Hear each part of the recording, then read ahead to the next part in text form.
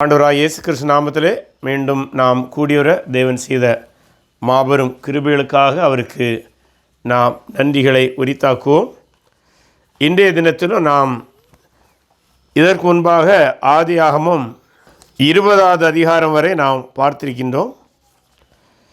இன்றைக்கு ஆதியாகமம் 21ஆம் அதிகாரத்திலிருந்து நாம் தியானிக்க ஆரம்பிப்போம்.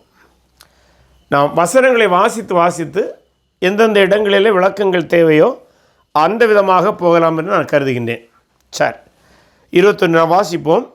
கர்த்தர் தாம் சொல்லியிருந்தபடி சாராள் பேரில் கடாட்சமானார். இந்த இடத்துல கடாட்சமானார் என்கிற வார்த்தையை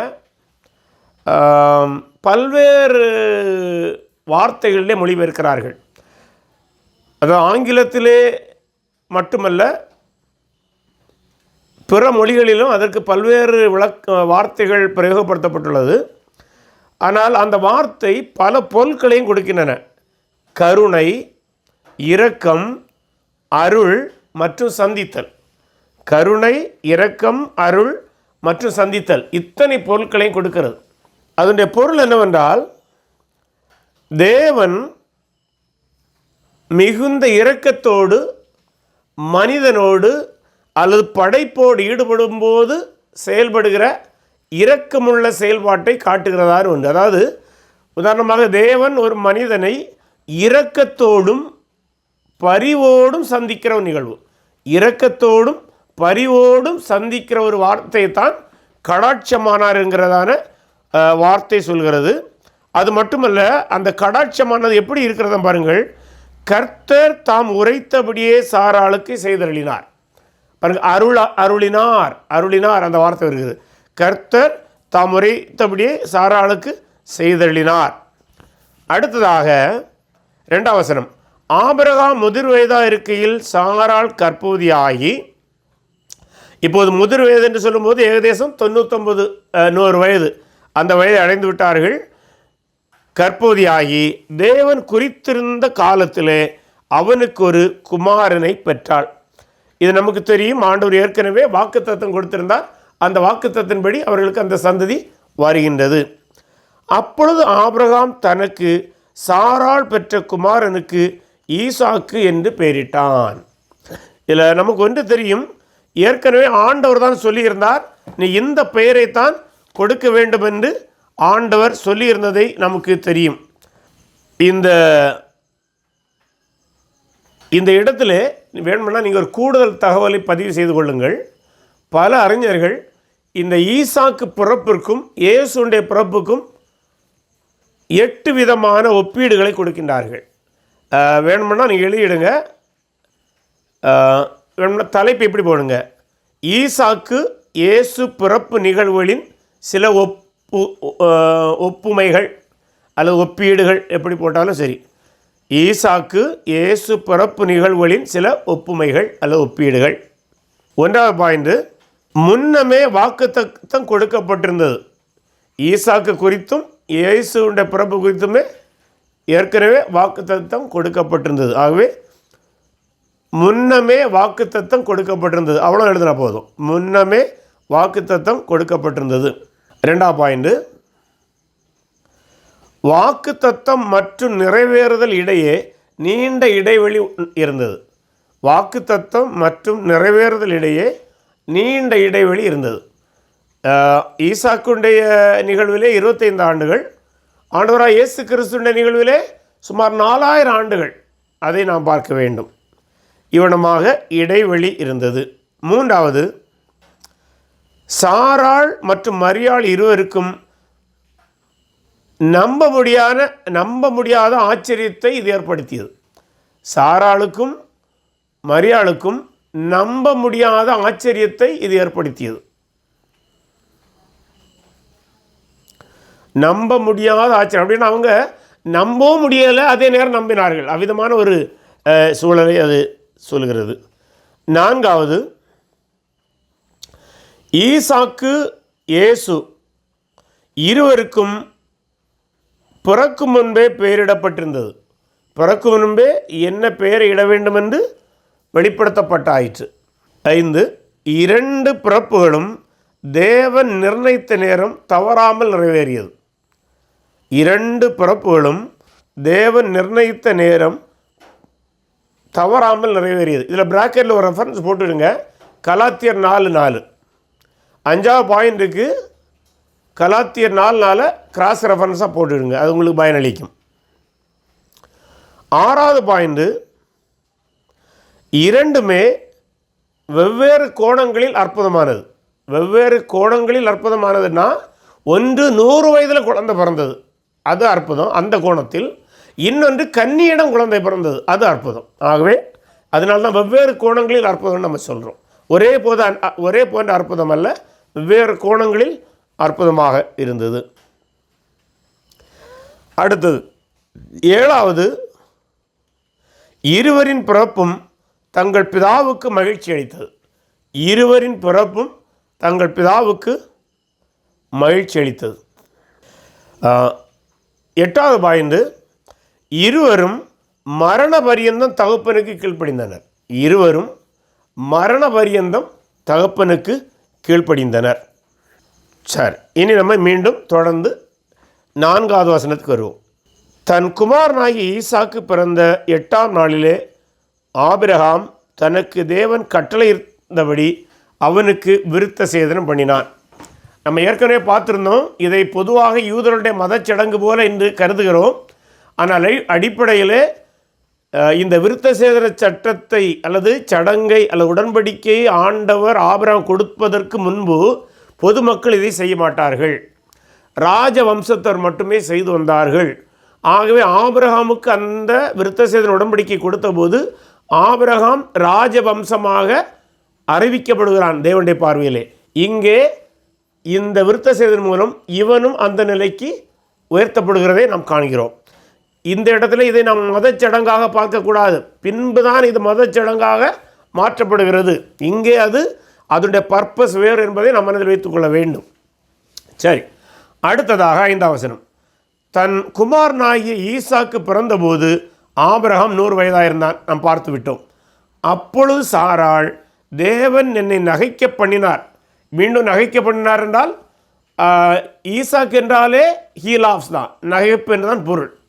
நகைக்க பண்ணினார், இதை கேட்கிற யாவரும் என்னோட கூட நகைப்பார்கள் என்று சொல்ல. அது அவளுடைய மகிழ்ச்சியை அவள் வெளிப்படுத்துகிறதை பார்க்கிறோம். அடுத்து 7வது வசனம். சாராள் பிள்ளைகளுக்கு பால் கொடுப்பாள் என்று ஆபிரகாமுக்கு எவன் சொல்லுவான்? அவருடைய முதிர் வயதில் அவருக்கு ஒரு குமாரனை பெற்றேன் என்றாள். அது அவளுடைய மகிழ்ச்சியினால் அவ பேசி முடிக்கிறான்னு நம்ம சொல்ல முடியும். அடுத்ததாக 8வது வசனத்துக்கு வந்து விடுவோம். பிள்ளை வளர்ந்து பால் மறந்தது. ஈசாக்கு பால் மறந்த நாளிலே ஆபிரகாம் பெரிய விருந்து பண்ணினான். இந்த பெரிய விருந்து என்பதை அல்லது பால் மறந்ததோடு நாம் படிக்கும்போது நமக்கு இந்த இடத்துல சுமார் 2 அல்லது 3 ஆண்டுகள் பாலூட்டுவார்கள் என்று பார்க்கிறோம். ஒரு புஸ்தகத்தில் நான் படித்தேன், இந்த காலத்தில் 5 வயது வரை பாலூட்டுகிற தாயாரும் உண்டாம். நமக்கு அது ஆச்சரியமாக இருக்கலாம், அன்றைக்கு அப்படி இருந்திருக்கிறது. ஆனால் இங்கே 2 அல்லது 3 ஆண்டுகள் பாலூட்டி இருக்க வேண்டும் என்று கருதப்படுகிறது. அடுத்ததாக அந்த பால் மறந்த நாளிலே பெரிய விருந்து பண்ணுவது அவர்களுடைய நிகழ்வு. அந்த காலத்தில் இருந்தது. இஸ்ரவேல் சமுதாயத்தில் இயேசுடைய காலத்தில் இருந்ததாக நம்பப்படுகிறது. அடுத்ததாக பின்பு எகிப்து தேசத்தாளாகிய ஆகார் ஆபிரகாமுக்கு பெற்ற குமாரன் பரியாசம் பண்ணுகிறதை சாராள் கண்டு.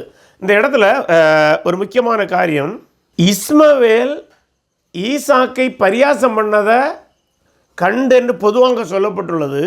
ஆனால் சில அறிஞர்கள் என்ன சொல்கிறாங்கன்னா, இந்த பிறந்த நாள் கொண்டாட்டத்தின் போது அவன் பரியாசம் செய்திருக்கின்றான்.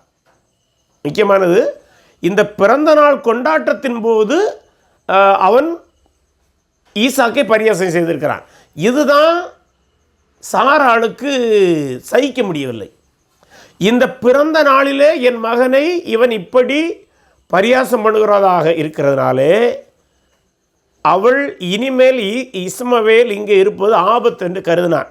அது என்ன சொல்கிறாங்கன்னா, அதில் 2 காரியத்தை கவனிக்க வேண்டும். இந்த பரியாசம் செய்தலுங்கிற வார்த்தையும் நகைப்பு என்கிற வார்த்தையும் எபிரேய மொழியில் ஒரே மூலச்சொல். ஆனால் நம்ம தமிழில் சிலால நம்ம இப்படி சொல்லுவோம், கொடூர சிரிப்பு அல்லது கொரூர சிரிப்பு என்ற ஒரு வார்த்தை இருக்கிறேன்னு நினைக்கின்றேன். அதாவது இன்னொரு விதத்தில் சொன்னால் சினிமாட்டிக் பாணியில் சொல்லணும்னா வில்லன் சிரிப்பு, வில்லன் சிரிக்கிறது போன்ற ஒரு சிரிப்பு. பிறருக்கு கொடுமை இழைப்பதனால் அந்த கொடுமையினால் உண்டாகிற ஒரு சந்தோஷம். ஆகவே இந்த இஸ்மவேலுக்கும் ஈசாக்குக்கும் சுமார் 13 முதல் 15 ஆண்டுகள் வித்தியாசம் வருகிறது வயது அளவில். அப்போது சற்று பாருங்க, அவங்க ஒரு ஆல்மோஸ்ட் டீனேஜ் பையன் இங்கே ஒரு சின்ன பையனை கொடுமைப்படுத்துகிறான் என்றால் இதை எப்படி புரிய வேண்டும் என்றால், நிச்சயமாக சரீர பிரகாரமாக இவனுக்கு கொடுமை இழைத்து அல்லது தாக்குதலை உண்டு பண்ணி அந்த தாக்குதலினால் ஈசாக்கு அழுதிருக்கலாம். அதை பார்த்து இஸ்மவேல் சந்தோஷம் கொள்கிறான். இதை தான் சாராள் கண்டு இவன் இனிமேல் இங்கே இருப்பது குழந்தைக்கு ஆபத்து என்பதை உணர்ந்து கொள்கிறான். இங்கே இன்னொன்றையும் புரிந்து கொள்ள வேண்டும். ஒருவேளை இந்த ஈசாக்கு வளர்ந்து வந்தால் தனக்கு எந்த பங்கும் கிடைக்காது என்று ஆகார் திட்டமிட்டு ஆகாரே ஒருவேளை இதை தூண்டிவிட்டிருக்கலாம். இது ஒரு அனுமானம்தான், இதை நான் உறுதியாக சொல்லவில்லை. ஏன்னா சாராள் ரொம்ப தெளிவாக சொல்கிறான், ஆகாரையும் இவனையும் விரட்டி விட வேண்டும். அதனால தான் இதற்கு பின்னால் சாராள் இருந்திருக்க வாய்ப்பு இருக்கலாம். ஏன்னா ஏற்கனவே மன்னிக்கவும், சாராள் அல்ல, ஆகார். சாராள் ஆகாரை ஏற்கனவே ஒரு முறை விரட்டி இருந்தாள். ஒருவேளை அதற்கு பழி வாங்குவதற்கு இந்த தருணத்தை அவள் பயன்படுத்தி இருக்கலாம். மேலும் இந்த இடத்திலே ஈசாக்கு கொடுமைப்படுத்தி இருந்தால் ஆபிரகாம் எனக்குரிய பங்கை தருவான் என்று தப்பு கணக்கும் போட்டிருக்கலாம். எப்படியோ ஒரு நிகழ்வு நடந்ததை சாராள் கண்ட பின்புதான் அவள் சொல்கிறாள், பின்பு எகிப்து தேசத்தால் ஆகார் ஆபிரகாம் பெற்ற குமாரன் பரியாசம் பண்ணுகிறதை கண்டு ஆபிரகாமை நோக்கி, இந்த அடிமை பெண்ணையும் அவள் மகனையும் புறம்பே தள்ளும். இந்த அடிமை பெண்ணின் மகன் என் குமாரன் ஆகிய ஈசாக்கோடு சுதந்திரவாளியாய் இருப்பதில்லை என்றார். இந்த வார்த்தை ரொம்ப முக்கியம். ஏன்னா ஆகார் ஒருவேளை கருதி இருக்கலாம், எனக்கு சுதந்திரம் வரும் என்று கருதி இருக்கலாம். ஆனால் இவன் சொல்கிறான், ரொம்ப தெளிவாக சொல்கிறான், இவனுக்கு எந்த சுதந்திரமும் கிடைக்காது, கொடுக்கக்கூடாது, சம அந்தஸ்து கிடையாது என்பதை அவள் தெளிவாக சொல்கிறான். சரி, இப்போது 11 வசனம், தன் மகனை குறித்து சொல்லப்பட்ட இந்த காரியம் ஆபிரகாமுக்கு மிகவும் துக்கமாக இருந்தது. இது இயல்பான ஒரு தந்தையுடைய மனப்பான்மை தான். நல்ல ஆபிரகாமுக்கு இஸ்மவேலும் மகன்தான். அது மட்டுமல்ல, இந்த ஆபிரகாமுக்கு கூட ஒருவேளை இப்படி ஒரு எண்ணம் இருந்திருக்கலாம், இவன் தான் மூத்த மகன், ஒருவேளை ஆண்டோடைய வாக்குத்தத்தம் இவனுக்கு போகலாம் என்கிற எண்ணம் கூட அவனுக்கு இருந்திருக்கலாம். அதனால தான் அடுத்து தொடர்ந்து வருகிற வசனங்களில் ஆண்டவர் அதை தெளிவுபடுத்துகிறார். எப்படி இருந்தாலும் அவனுக்கு மனச்சஞ்சலமாக இருக்கிறது. அப்பொழுது தேவன் ஆபிரகாமை நோக்கி, இந்த இடத்துல அப்பொழுது தேவன் ஆபிரகாமை நோக்கி என்று சொல்லும்போது ஆண்டவர் இப்போது அவனுக்கு 7வது முறையாக தரிசனமாகின்றார். இந்த இடத்துல ஆண்டவர் அவனுக்கு இப்போது 7வது முறையாக தரிசனமாகின்றார். ஆபிரகாமுக்கு ஏற்கனவே பல முறை தரிசனமான தேவன் இப்போது 7வது முறையாக தரிசனமாகின்றார் அல்லது வெளிப்படுத்துகிறார், எப்படியும் புரிந்து கொண்டாலும் சரி. அந்த பிள்ளையையும் பாருங்கள், இங்கே வார்த்தை பாருங்கள், அந்த பொண்ணை முதல்ல ஆண்டவர் சொல்லலை, அந்த பிள்ளை. ஏன்னா பிள்ளை நிமித்தம்தான் பிரச்சனை வருது. அதனால் ஆண்டவர் தெளிவாக சொல்லாரு, அந்த பெண்ணை முதல்ல சொல்லலை, ஆகார சொல்லலை, அந்த பிள்ளையும். அப்படி என்றால் ஆண்டவருடைய பார்வையிலும் கூட இஸ்மவேல் இங்கே இருப்பது இனிமேல் ஆண்டவருடைய வாக்குத்தத்தத்துக்கே இடைஞ்சலை ஏற்படுத்தலாம். அதனால தான் சொல்லாரு, அந்த பிள்ளையும் உன் அடிமை பெண்ணையும் குறித்து சொல்லப்பட்டது உனக்கு துக்கமாயிருக்க வேண்டாம். அப்படி நீ துக்கமும் அடைய வேண்டாம், ஈசாக்கினிடத்தில் உன் சந்ததி விளங்கும். இப்போ தெளிவுபடுத்துகிறார், 2 பேரில் யாரிடம் வாக்குத்தத்தம் நிறைவேறும்? நீ உனக்கு ஒருவேளை 2 மனம் இருக்கலாம், இஸ்மவேலா ஈசாக்கா என்று. ஆனால் நான் உனக்கு சொல்கிறேன், ஈசாக்கிடம்தான் வாக்குத்தத்தம் நிறைவேறும். அதை ரொம்ப தெளிவாக இப்போ சொல்கிறார். உன் சந்ததி விளங்கும், ஆதலால் சாராள் உனக்கு சொல்வதெல்லாவற்றையும் கேள். அடிமை பெண்ணின் மகனும் உன் வித்தா இருக்கிறபடியால், இதில் பாருங்கள், வாக்குத்தத்த வித்து அல்ல, வித்துங்கிற சந்ததி தான். அவனை ஒரு ஜாதியாக்குவேன். இது அவனுக்கு ஒரு ஆறுதலான செய்தி. மீண்டும் ஜாதியாக்குவேன் என்றால் ஒரு இனமாக்குவேன் என்று புரியணும். நம்ம தமிழ்நாட்டில் அல்லது இந்தியாவில் அல்லது நம்ம ஆசியா, இலங்கை போன்ற இடங்கள் இருக்கிற ஜாதி அல்ல. இது தவறான முறை. பைபிளிலே அதற்கு எந்த இடமும் கிடையாது. ஒரு இனமாக மாற்றுவேன் என்று சொல்கிறார். ஆபிரகாம் அதிகாலையில் எழுந்து அப்பத்தையும் ஒரு துருத்தி தண்ணீரை எடுத்து ஆகாருடைய தோளின் மேல் வைத்து பிள்ளையும் ஒப்பு கொடுத்து அவளை அனுப்பிவிட்டான். இப்போது இவனுக்கு ஒருவேளை 14, 15, அதிகபட்சமாய் 16 வயது இருக்கலாம் என்று சொல்கிறார்கள். அனுப்பிவிட்டான். அவள் புறப்பட்டு போய் பெயர்சபாவின் வனாந்திரத்தில் அலைந்து திரிந்தாள். சரி, இந்த இடத்துல ஒரு ஒரு தகவல் நமக்கு அறிந்திருக்க வேண்டும். என்னென்னா, இப்படி அனுப்புவது சட்டப்பிரகாரமாய் சரியானது தானா? அனைவரும் கேட்பாங்க, அது எப்படி அது அனுப்புவது அறநெறி பிரகாரமும் தவறு, சட்டப்படியும் தவறா என்று கேட்பார்கள். அதற்கு ஒரு பதில் நமக்கு சட்டப்படி இருக்கிறது. அதை நீங்கள் எழுதி கொள்ளுங்கள். முதல்ல அந்த தகவலை சொல்கிறேன், ரெண்டாவது எழுதுங்க, அப்போ உங்களுக்கு புரியும். மோசேயுடைய சட்டத்துக்கு முன்பாகவே லிபிட் இஸ்தார் என்கிறதான ஒரு சட்ட நடைமுறை மெசொப்பொத்தாமியாவில் இருந்திருக்கிறது. அந்த சட்ட நடைமுறை என்னவென்றால், ஒரு அடிமைக்கு குழந்தை பிறந்திருந்தால் அந்த எஜமான் வேண்டுமென்றால் அந்த குழந்தை வைத்துக் கொள்ளலாம், அல்லது அந்த அடிமையை வீட்டை விட்டு விரட்டுவானால் அந்த குழந்தையும் விரட்டி விடலாம். அது அந்த எஜமானுக்குள்ள உரிமை தான். ஆனால் அந்த அடிமையை அவன் விரட்டும்போது குழந்தையும் சேர்த்து விரட்டினான் என்றால் அதன் பொருள் அந்த குழந்தைக்கு இந்த வீட்டில் எந்த உரிமையும் கிடையாது, வாரிசு உரிமை கிடையாது. இந்த குடும்பத்தினுடைய சொத்துக்கோ சுகங்களுக்கோ எந்த தகுதியும் கிடையாது என்று அந்த சட்டம் சொல்கிறது. இந்த சட்டத்துக்கு பெயர் என்னவென்றால் லிபிட் இஸ்டார். நீங்கள் ஆங்கிலத்தில் எழுதிடுங்க, LIPIT, Lipit Ishtar, ISHTAR, Lipit Ishtar. இந்த லிபிட் இஸ்டார் என்கிறதான இந்த மெசொப்பொத்தாமிய பகுதியில் இருந்த சட்டமானது அடிமைகளை அவர்களுடைய குழந்தைகளோடு விரட்டுவதற்கு அனுமதி கொடுக்கிறது. அது மட்டுமல்ல, அந்த குழந்தைகளுக்கு எந்த உரிமையும் இல்லை என்பதை சொல்கிறது. இது எப்போ சொல்கிறது? மோசேயுடைய சட்டம் எழுதப்படுவதற்கு முன்பாகவே சொல்கிறது. ஆபிரகாம் வாழ்ந்த காலம் இந்த காலம். ஆகவே ஆபிரகாம் ஆகாரை விரட்டியது சட்ட மீறல் அல்ல, அன்றைக்கு அந்த சட்டம் இருந்தது. ஆகவே அன்றைக்கு இருந்த சட்டப்படி தான் ஆபிரகாம் செய்தார் என்பதையும் நாம் மறந்துவிடக்கூடாது. ஆகவே ஒரு விதத்திலே ஆபிரகாமுக்கு மனவேதனை இருந்தாலும் ஆபிரகாம் செய்தது சட்ட நடைமுறைக்கு உட்பட்டது என்பதை நாம் அறிந்திருக்க வேண்டும். இந்த இடத்துல ஆகவே இஸ்மாயிலுக்கு என்ன உரிமை இழக்கிறான்? இந்த வாக்குத்தத்த உரிமை இழக்கிறான், ராஜரீக உரிமை இழக்கிறான். ஆபிரகாமுடைய வம்சத்தில் வருகிறதான ராஜரீக உரிமை. ஏற்கனவே இவன் விருத்த சேதனம் பண்ணப்பட்டவன், ஆனால் ஆபிரகாமுடைய வம்சத்தில் வருகிற ராஜரீக உரிமை இழக்கிறான். அதை நம்ம மனதில் வைத்துக் கொள்ள வேண்டும். சரி, அடுத்ததாக நாம் 15வது வசனத்துக்கு வருவோம். இந்த பெயர்சபாவை குறித்து சொல்வதாக இருந்தால், பெயர்சபா இந்த கானான் தேசத்துடைய தென்பகுதியில் வருகிறது. அது நம்ம மேப்பை பார்த்தா தெரியும். அடுத்தது 15ஆம் வசனத்திலிருந்து படிப்போம். துருத்தியில் இருந்த தண்ணீர் செலவழிந்த பின்பு அவள் பிள்ளையை ஒரு செடியின் கீழே விட்டு, பிள்ளை சாகிறதை நான் பார்க்க மாட்டேன் என்று எதிராக அம்பு பாயும் தூரத்தில் போய் உட்கார்ந்து சப்தமிட்டு அழுதாள்.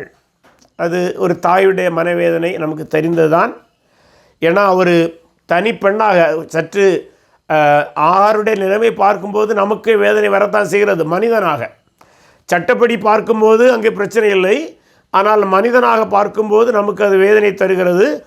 அது மட்டுமல்ல, நாம் வேதனைப்படுவது மட்டுமல்ல, தேவனை அதில் கரிசனையாக இருந்தார் என்பதை நாம் மறந்துவிடக்கூடாது. அதனால தான் அடுத்த வசனத்தில் படிக்கும்போது தேவன் பிள்ளையின் சத்தத்தை கேட்டார். தேவதூதன் வானத்திலிருந்து ஆகாரை கூப்பிட்டு, ஆகாரே, உனக்கு என்ன சம்பவித்தது?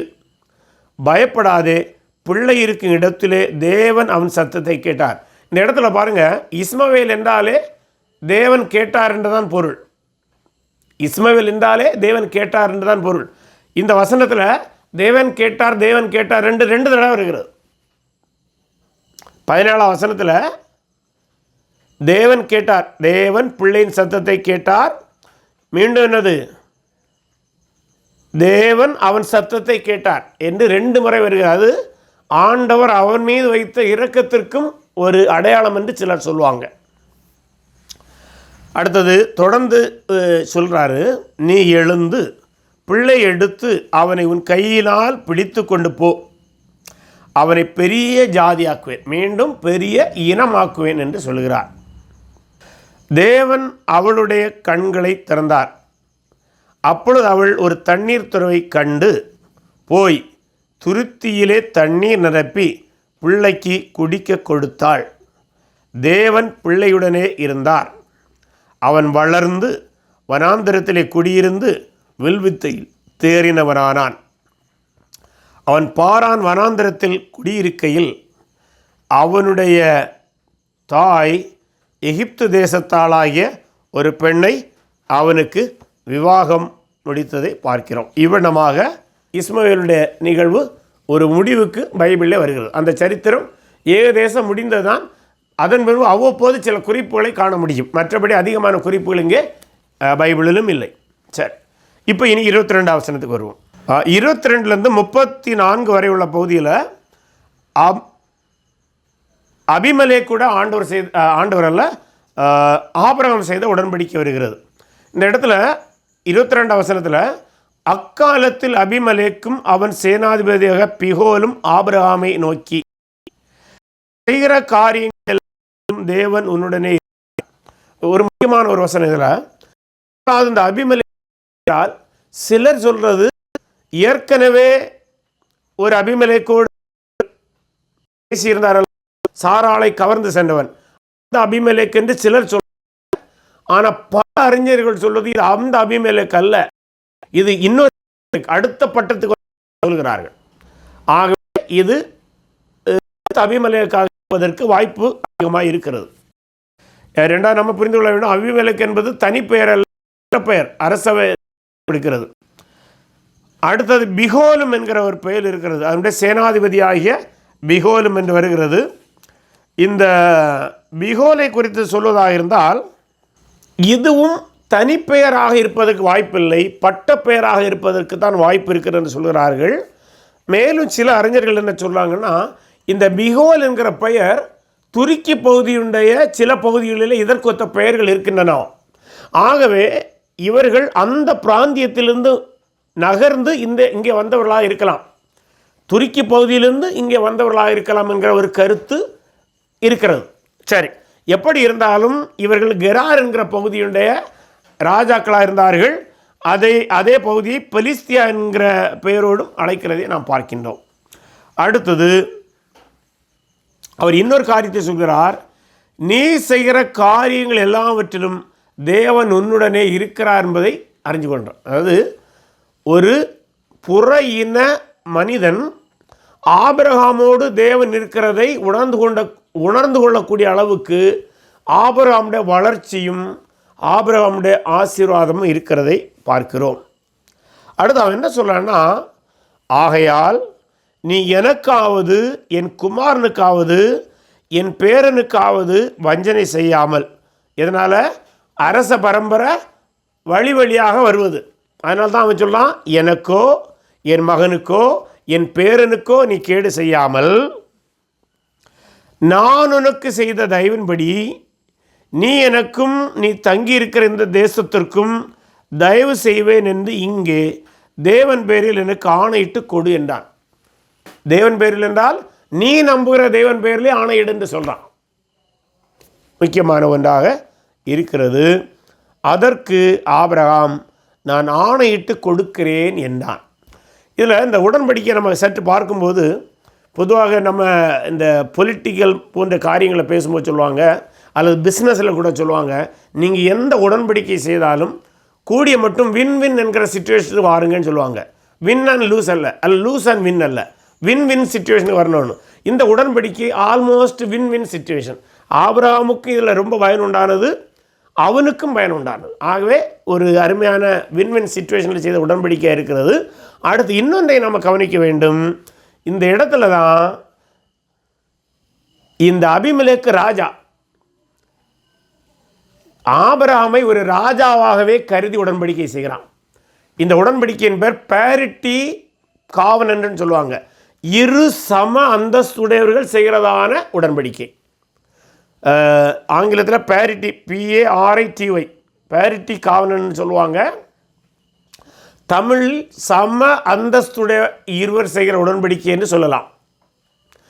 இப்போ ஒரு கேள்வி, இவர்கள் எப்படி சம அந்தஸ்துடையவர்கள்? இந்த இடத்துல தான் அந்த விருத்த சேதன சடங்குடைய முக்கியம் நமக்கு அறிய வருகிறது.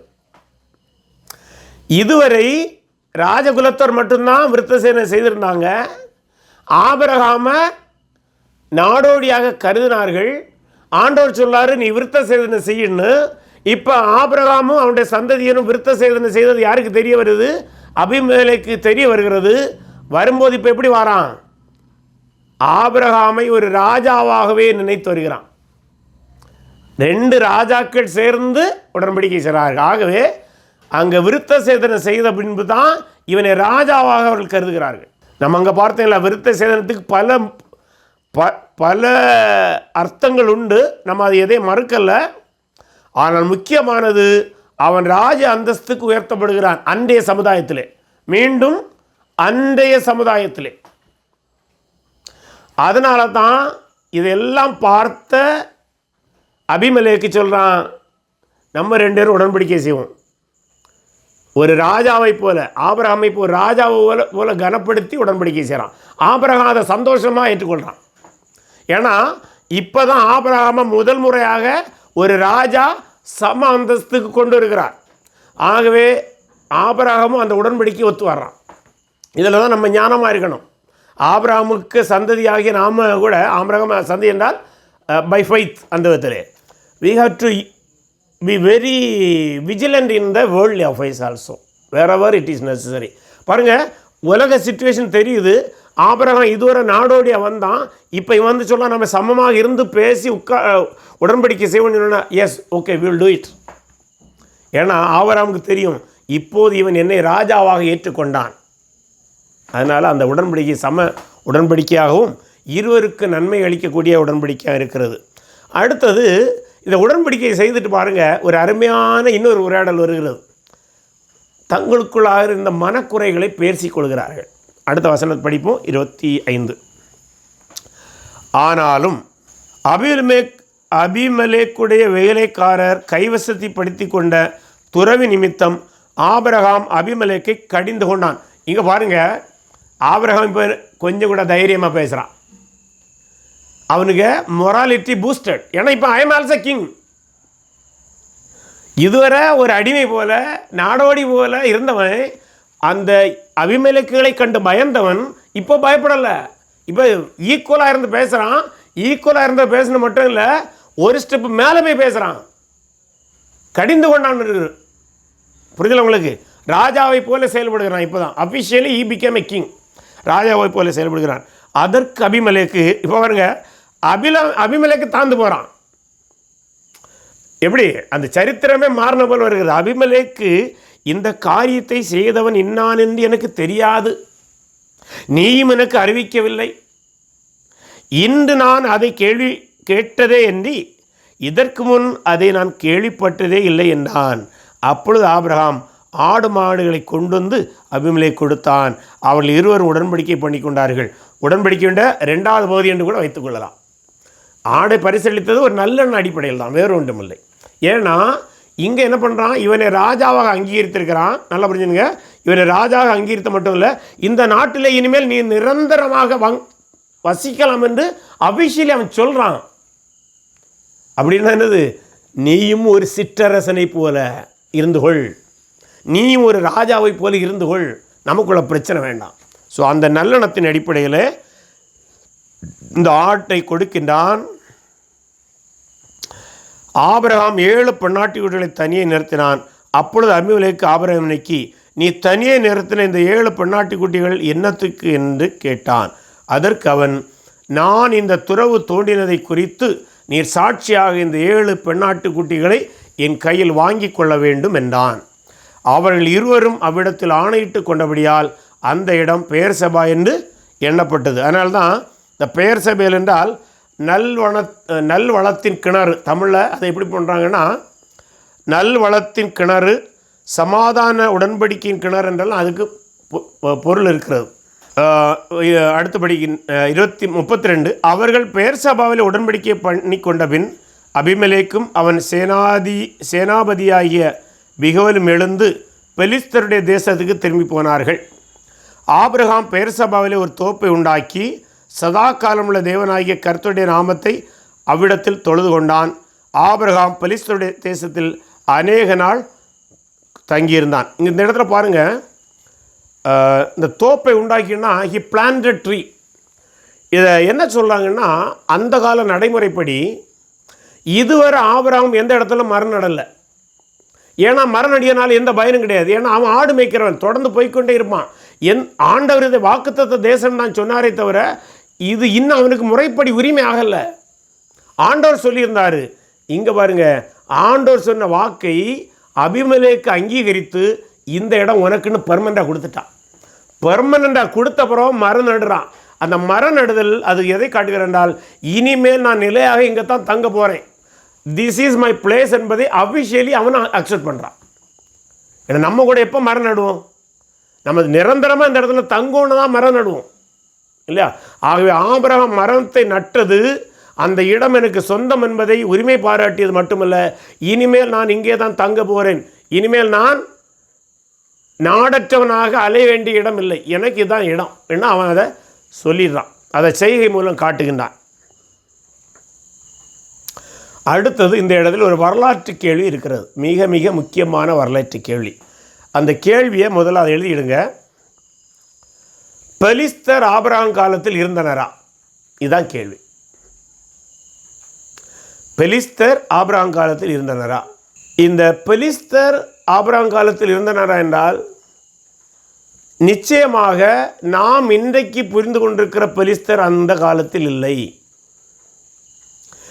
ஆனால் இந்த பகுதியை பிற்காலத்திலே பெலிஸ்தியருடைய தேசம் என்று அழைத்தபடினாலே அது இந்த இடத்துல பெலிஸ்தியருடைய தேசம் என்று குறிக்கப்படுகிறது. அப்போது இந்த இடத்துல பெலிஸ்தியருடைய தேசம் என்பது மக்கள் இனத்தை இன்னும் சொல்லவில்லை, இது ஒரு இடத்தை சொல்லுகிறது. சரி, அதை கானானுடைய ஒரு பகுதியாக இது இருக்கிறது.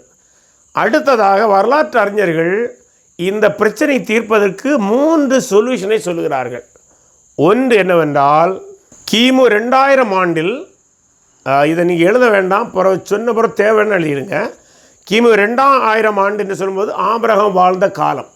இந்த ஆபிரகாம் காலத்தில் இந்த இடத்தில் பெலிஸ்தர் என்று சொல்லப்படுவர் யாராக இருக்கலாம் என்றால், மினோவான் என்கிற ஒரு குலத்தவர். இங்கிலீஷில் வேணும்னா எழுதிடுங்க, MINOAN. மினோவான் குலத்தவர் என்கிற ஒரு மக்கள் வாழ்ந்தார்கள். இந்த மக்களுடைய பூர்வீகம் பெரும்பாலும் துருக்கியுடைய பகுதியாக இருக்கலாம்.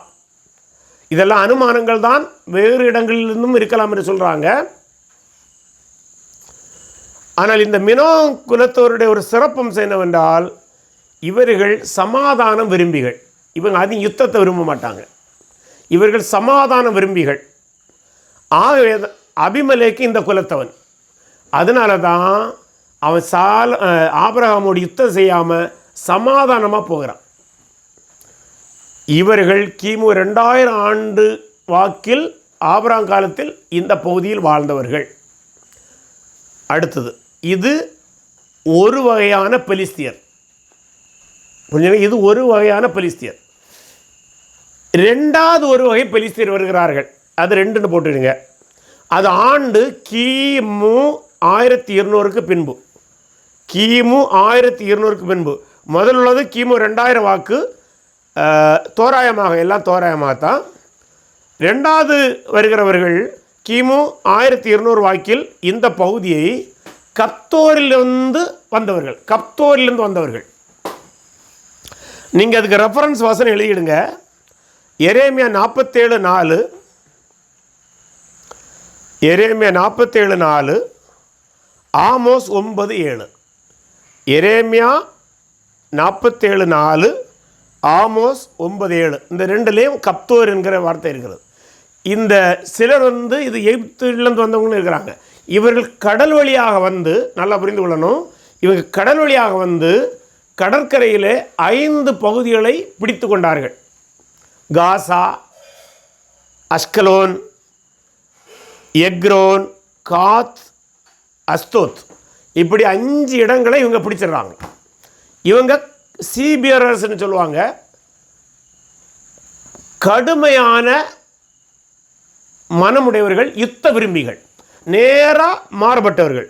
ஏற்கனவே வந்த மினோவன் குலத்தவர் யுத்தம் செய்வதற்கு விரும்ப மாட்டாங்க, சமாதான பேர்வழிகள். இவங்க ஜஸ்ட் ஆப்போசிட்டு. இந்த இனத்துக்கு பேர் மைசினேயன். இந்த இனத்துக்கு பேர், இந்த குலத்துக்கு பேர் மைசினேயன். இங்கிலீஷில் MYCENEAN, மைசினேயன். இந்த மைசினேயன் இனத்தவர் என்ன செய்தாங்கன்னா, ஏற்கனவே பலிஸ்தீன பகுதியில் வாழ்ந்து வந்தார்கள் அல்லவா, மினோவன் குலத்தவர், சமாதான விரும்பிகள், அவங்க அழிச்சிட்டாங்க. அதாவது ஆபிரகாமோடு சமாதான உடன்படிக்கையை செய்த பெலிஸ்திய குலத்தவரான மினோவன் அழிச்சிட்டு இந்த மைசினியன் குலத்தவர் டாமினேஷன் வராங்க. இவங்க தான் தொடர்ந்து நியாயாதிபதி காலத்திலும் தாவீது காலத்திலும் இஸ்ரவேலுக்கு தொந்தரவு கொடுத்தவர்கள். இவங்க எப்போதுமே யுத்த விரும்பிகள். தாவீது தான் இவங்களை அடித்து ஒடுக்கி இவங்களுக்கு ஆட்சி அழைக்கிறான். இவன் இந்த எபூசிய கோட்டையெல்லாம் பிடித்து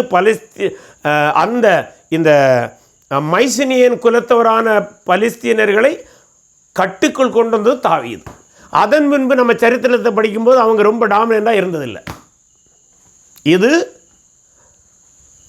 இவர்களும் பிற்காலத்தில் அழிந்து போனார்கள். நல்லா புரிஞ்சுடுங்க, இவர்களும் அழிந்து போனார்கள். சரி, அடுத்தது 3வது ஒரு பலஸ்தீனர்கள் வருகிறாங்க சரித்திரத்தில். அவர்கள் யார் என்றால், சுமார் கிபி 6வது அல்லது 7வது நூற்றாண்டில் அரேபிய முகமதிய படையெடுப்பில் ஜோர்தானிலிருந்து வந்து இங்கே இடத்த பிடிச்சவங்க. புரியுதுங்களா? இவங்க தான் இன்றைக்கு பலஸ்தீனர்கள்னு சொல்லப்படுறவங்க. இவங்களுக்கும் முதல் 2 இன பலஸ்தீனருக்கும் எந்த தொடர்பும் கிடையாது.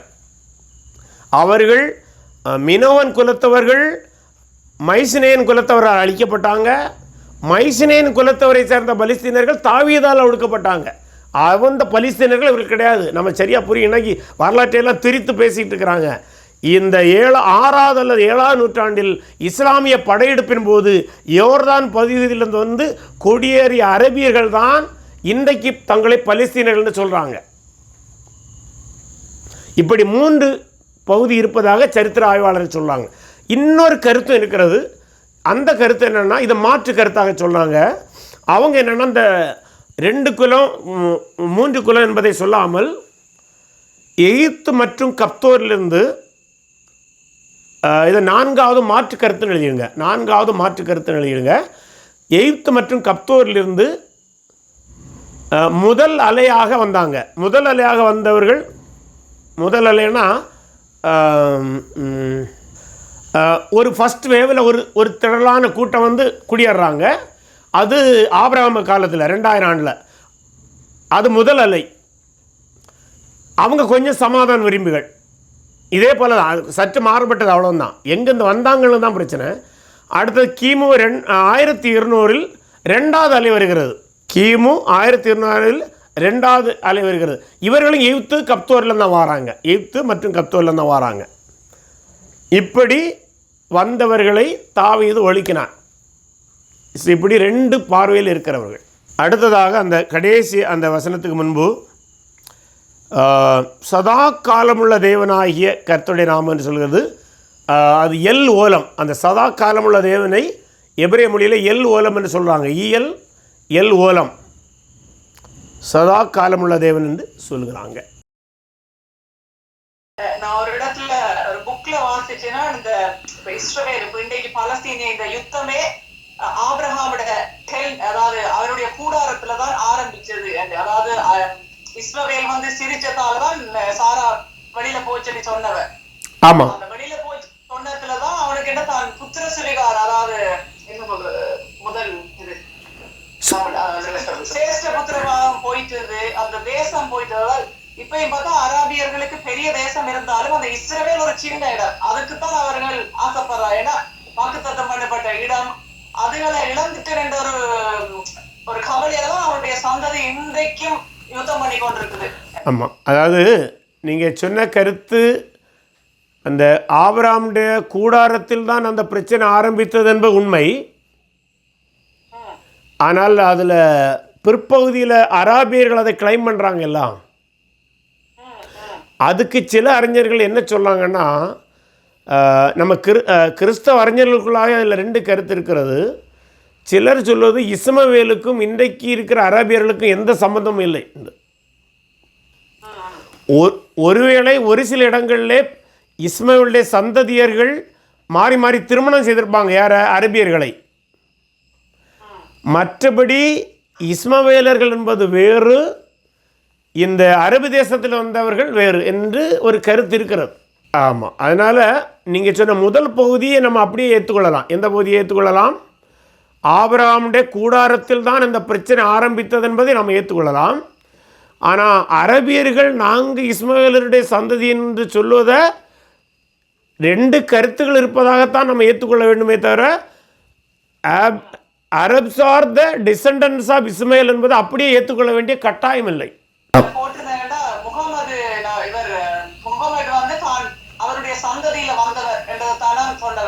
அப்படி அவங்க கிளைம் பண்ணுறாங்க. ஆனால் சில அறிஞர்கள் அதை ஏற்றுக்கொள்வதில்லை. அதனால தான் என்ன சொல்லுவாங்கன்னா, நீங்கள் ஆங்கில புக்கில் படிக்கும்போது 3 ஆப்ரஹாமிக் ஃபெய்த்துன்னு சொல்லுவாங்க: ஜூதாயிசம், கிறிஸ்டியானிட்டி அண்ட் இஸ்லாம். சில அறிஞர்கள் என்ன சொல்லுவாங்கன்னா, Abrahamic faith is for Judaism and Christianity தான். Islam is not Abrahamic faith, Islam is Arabic faith. அப்படி தான் நம்ம அதை பார்க்கணும். பட் அதில் இன்னொன்று, majority people they believe what the Arab says. அதை நம்ம மறந்துவிடக்கூடாது. அரபிகள் சொன்னாங்கள்ல, நாங்கள் தான் இஸ்மவேலுடைய சந்ததின்னு சொல்கிறத அநேகர் நம்புகிறார்கள். ஆனால் பல அறிஞர்கள் அதை கேள்வி எழுப்புகிறார்கள், ஏற்றுக்கொள்வதும் இல்லை. அவங்க என்ன சொல்கிறாங்கன்னா, இந்த இஸ்மவேலர்கள் சொல்கிறாங்கல்ல, இஸ்மவேலர்களுக்கும் மீதியானருக்கும் ஒரு தொடர்புண்டு. இஸ்மவேலருக்கும் மீதியானருக்கும் ஒரு தொடர்புண்டு. ஆனால் அரபுக்கும் இஸ்மவேலுக்கும் தொடர்பு உள்ளது அத்தனை இரத்த சம்பந்தம் கிடையாது. ஆகவே அப்படி ஒரு கருத்து இருக்கிறது. பட்டு அரபு தேசத்தவர்கள் ஸ்டில் அதான் கிளைம் பண்ணுறாங்க, நாங்கள் தான் அந்த டிசெண்டன்ட், நாங்கள் தான் அந்த டிசெண்டன்ட் சொல்கிறாங்க. நம்ம கிறிஸ்தவ அறிஞர்களில் சிலர் அதை ஏற்றுக்கொள்கிறாங்க, சிலர் அதை ஏற்றுக்கொள்வதில்லை. ஓகே, அரபு தேசத்தில் ஒரு இனக்குழுன்னு நம்ம சொல்லலாம். அரபு தேசத்தில் ஒரு இனக்குழு. ஆனால் அதுக்காக அவர்கள் முகமது நபியுடைய மூதாதையர் என்று உறுதியாக சொல்ல முடியாது. ஆகாருக்கு வந்து துருத்தியை கொடுத்து அந்த வனாந்திரத்தில ஆபிரகாம் வந்து அனுப்பிவிட, இந்த சம்பவத்தையும் யாத்திராகமம் 15வது அதிகாரம் 22வது வசனத்துல வந்து அங்க 3 நாட்களா வந்து அழிந்து திரிந்தார்கள் தண்ணீர். அப்ப இதை எப்படி ஒப்பிட்டு பார்க்கிறாருன்னா, தேவன் வந்து நீதிபரர். அப்ப அவர் வந்து விசாரிக்கக்கூடிய தேவன் தான் இங்க வந்து ஒப்பிட்டு பார்க்கிறாங்க. அன்றைக்கு ஆபிரகாம் ஒரு சந்ததி அடைய விட்டார், இன்றைக்கு ஆபிரகாமின் வாக்குத்தத்தம் பண்ணப்பட்ட சந்ததியை தேவன் விசாரித்திருக்கிறாங்க. ஒப்பிட்டு கருத்து சொல்லுங்க, வாழ்வியல் கருத்து. அதாவது நாங்க இப்போ மனிதருக்கு செய்யும் போது மிக அவதானமா இருக்கும் எந்த காரியத்திலும் என்பது இது வந்து வாழ்வியல் கருத்து. ஆமா, அதாவது ஆகாரை அலைவிட்டபடியினால் இங்கே அலைவிடுகிறேன் என்று வசனம் இல்லை. ஆகாரை அலைவிட்டபடியினால் இது வந்ததுன்னு நமக்கு வசனம் இல்லை. ஆனால் அப்படி ஒருவர் கருதினால் அதை தவறு என்று சொல்வதற்கு நம்மகிட்ட ப்ரூஃபும் இல்லை. புரிஞ்சுங்களா? ஆகவே ஒரு லைஃப் அப்ளிகேஷன் இதுவாக இருக்கும் என்று சொன்னால் அதை நம்ம மறக்க முடியாது, சொல்லலாம். அதனால் இதுவாக இருக்கலாம், இருக்குதுன்னு சொல்லக்கூடாது, இருக்கலாம், மேபி. புரியுதுங்களா? நம்ம வார்த்தைகளே நம்ம கவனமாக இருக்கணும். ஏன்னா இருக்குன்னு சொல்லிட்டோன்னா we have to prove it. இருக்கலாம் என்று சொன்னால் we suggest அது உண்மையாகவும் இருக்க வாய்ப்பு இருக்கிறது, அப்படி வரணும். ஆமாம். ஆகவே we can say no problem, ஒரு லைஃப் அப்ளிகேஷனாக எடுக்கலாம். ஏன்னா நீங்கள் சொன்ன மாதிரி தேவன் விசாரிக்கிற தேவன், ஒருவேளை இவங்களுக்கு கூட ஒரு பாடம் படித்து கொடுத்துருக்கலாம் இல்லவா? அந்த பசியின் கொடுமை, தண்ணீரின் கொடுமையெல்லாம் நீங்களும் அறிஞ்சிருக்கணும்னு கூட செய்திருக்கலாம் இல்லவா? மறுக்க முடியாது.